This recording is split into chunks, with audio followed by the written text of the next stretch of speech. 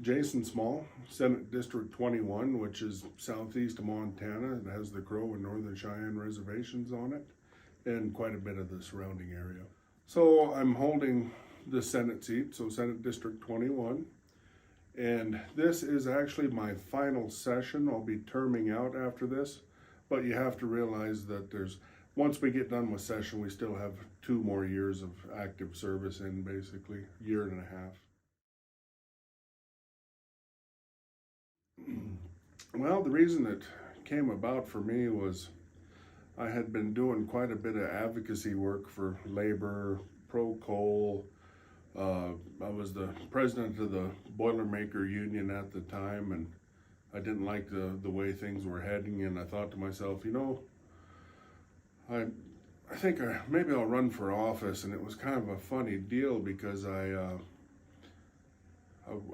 wanted to run as a Republican. I mean, that's kind of where I'm at, a little more conservative, moderate conservative, and I felt for my area, that was the place to be on the spectrum, basically. I mean, we have a bunch of blue collar workers, of course, the reservations. We have a ton of evangelical conservatives, of course, on the reservations. And I've always felt anyway that a lot of them are more conservative in nature, but it fit the ticket, and I had been on a trip to DC.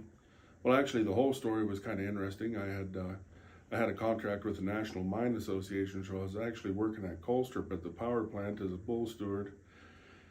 And I picked up a contract, and I was doing a little speaking here and there for the National Mine Association. So one weekend, I got off work on Thursday night, jumped in a plane, flew down to Denver, got up about 7 o'clock in the morning, went and testified at an EPA hearing, jumped on the bus, went up to the Capitol there in Denver, gave a speech. There was a big pro-coal, pro-worker rally there, and then I jumped on a plane, flew to DC, did the same thing later that night, and flew home.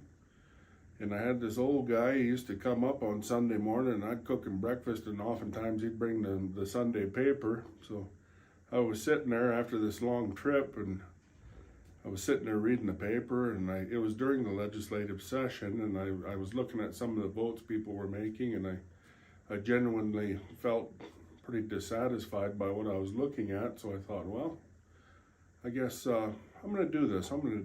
So I got the numbers out. I didn't really know how it worked per se, but I found the previous election results, and I knew I couldn't win a House seat. Mathematically, there was no chance, but I was within about a 10% or so stretch for a Senate seat. So I figured, well, that would be substantially easier than trying to win the House seat. I mean, I was still at basically a 10% disadvantage, but anyway, I campaigned a little bit, talked to a lot of people, had it going, and won the Senate seat.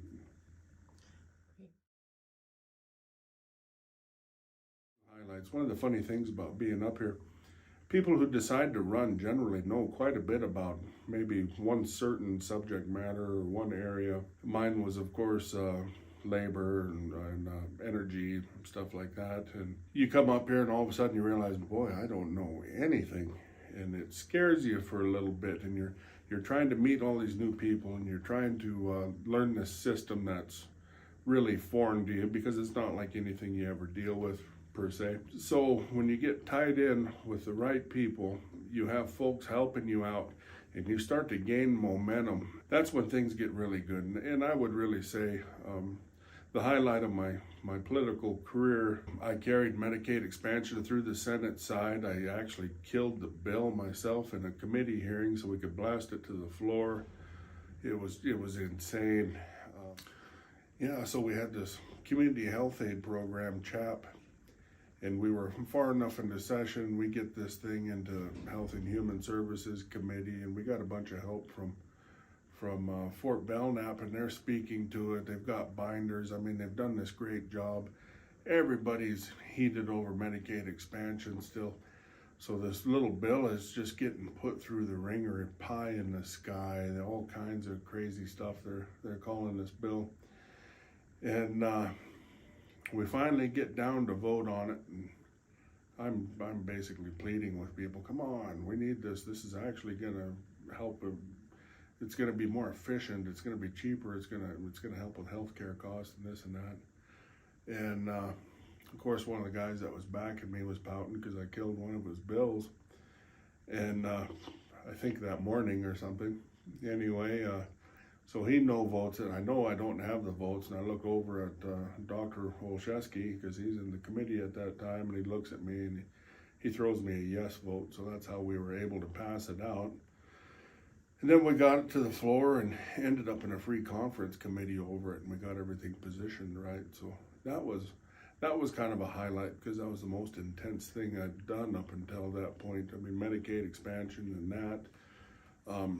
Several more highlights, I guess, were when you pass a constituent bill that you know is really great or something for the folks at home. I set a bill one time. I made all coal fire remediation work prevailing wage, which was a pretty huge win. Gosh, there's been several others. I guess the Looping In Act, which created the MMIW task force and stuff. I mean, that's one of those bills that it kind of became boilerplate. I mean, a lot of the other states are following it. We really stepped out front with that. That was a good one. But I guess the thing that makes the biggest difference, you know, is when you're standing at the gas station at home and somebody pulls up and they jump out of their rig and they come over and give you a hug and they're just so damn happy you passed this bill or that, and this is what happened. It benefited them because of this, and you know, I guess that's truly the highlight right there, when you know you made a big enough difference for somebody to come and say something to you. I think I wish I would have known how much time it really truly was going to take. And I think it varies for everybody. On a week, middle of the year, nothing going on, I might have a real slow week and I only put in, 10 hours of legislative time. That's people calling the House, talking to people, doing whatnot. Maybe a busier week throughout the rest of the year, 20, 30 hours. And those aren't compensated time hours. I mean, you're just doing this because you want to make a difference, right? And the other thing, I mean, I was maybe a month into probably 3 weeks into my first session. And I hit the point where every night at about 8 o'clock, I got to turn my phone off because people will call you all night long. People call you all day. You have days you get up and I have about 5 email accounts, and a couple of them legislative and whatnot. And you have a bad day and you got 2,000 emails. So you're spending an hour or 2, 3 digging through emails, trying to reply back if you can. Sometimes it's just people harassing you. I mean, you never know, but the thing you would have to know about running for office is you don't have free time. Once you pay your $15 to step into the ring, I tell you what, it's pretty hectic. I've got a pretty good list of bills. So over the years, I've done a lot of mental health work, just tons of it actually, probably more than half of it that's been passed in the state. I've got 2 psychiatrist bills again here that I've got most of the way through. I've got an insulin cap bill, which I actually took across second reading yesterday, so it'll be on third reading in the Senate today. In workplace learning, I've always been a huge advocate for jobs and training and apprenticeships and opportunities that way. So that's going to be one of those bills. It'll fly through. As a matter of fact, it got tons of praise this morning. Everybody's excited, and we're setting up programs for high school kids. Colleges and the perfect fit for everybody. So we need to have more and better options for our students. 50% of Montana students don't go to college when they graduate. So right now we're trying to line out that other 50% to give them an opportunity. When you get up here, you win a seat. I think the most important thing that you can do is team building. You have to go out and you need to meet everybody. You might not be friends, but people need to know where you're sitting, what you're about. You need to, you have to put together this network, right? And the people who are really, truly successful up here, they have a great network. They know who to call.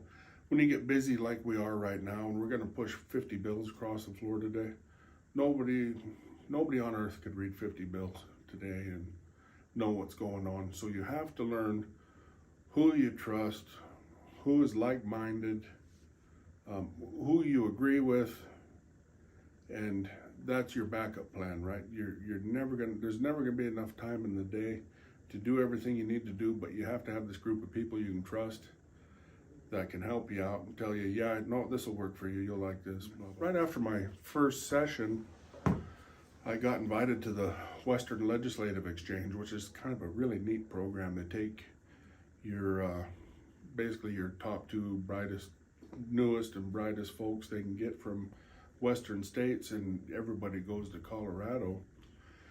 And they run you through some immense training for like a week. I mean, everything from how to engage people, how to speak. They lay it all out there because they're trying to make you successful, right? And only so many people qualify for this, that the group that's there is they're really phenomenal. I mean, one of the gentlemen that I was there with was out of California. The guy had passed 250 some bills his first session. Of course, they're in year round, but still just phenomenal. So I got up, being kind of a farm guy half the time. I still wake up at 5:30 in the morning, and they had a restaurant down there, and so I wake up at 5:30. I walk down to the restaurant, and here's this little bit older lady from Colorado.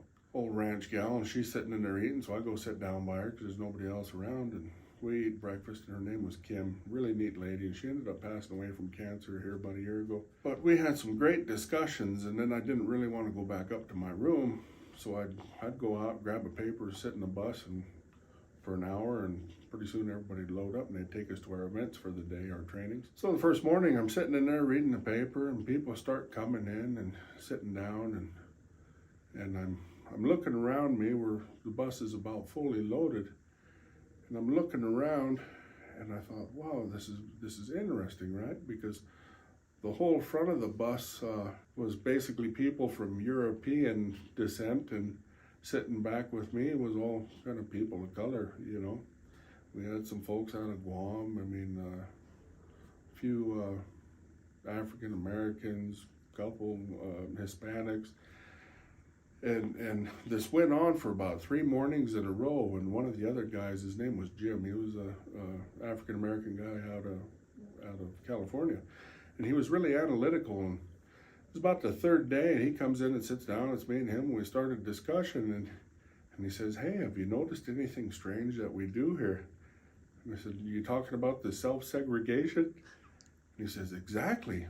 He said, "You wouldn't think with this group of people or this caliber of people, you'd still do that, but holy cow, that's extremely natural." And I was like, yeah, it is. So that's one thing I've always been cognizant when I came up here. I made it a point to make sure that I was around everybody, because if we self-segregate, we're just leaving ourselves in the dark. You're never going to accomplish what you could.